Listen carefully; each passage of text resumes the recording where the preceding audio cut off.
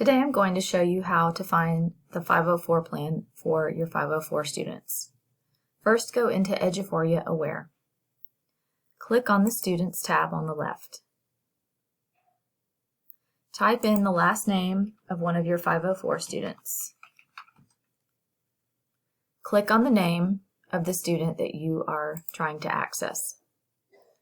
First, verify that it is the correct student that you're looking for, and then go into Forms.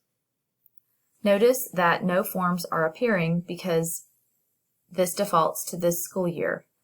The form you're looking for was probably loaded in a previous school year. So let's look at last year. Notice that the form appeared, and now you can click on View to load the form.